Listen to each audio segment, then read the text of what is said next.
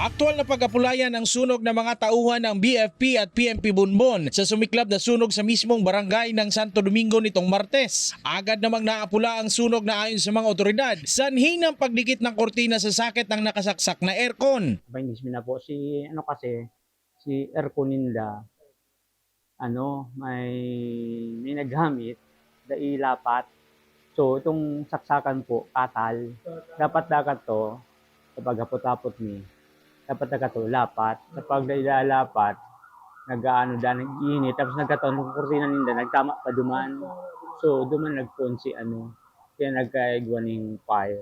Ayon sa punong barangay, nasa seminar sila sa Naga City na mangyari ang insidente, kaya't hindi pa malaman sa ngayon kung sino ang gumamit sa aircon ng barangay. Balik sa normal na umano ang operasyon ng barangay at wala namang nasirang mahalagang dokumento ng barangay. Ang mga nadanyos duman sa muya, ito sa naman aircon, tapos ito pong kurtinang kabit.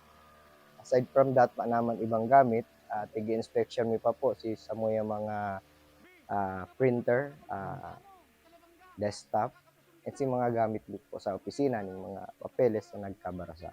Pero upon inspection mi man, madali mi man mapamara si mga files and si mga printer po, tinisting mi naman po sa bago.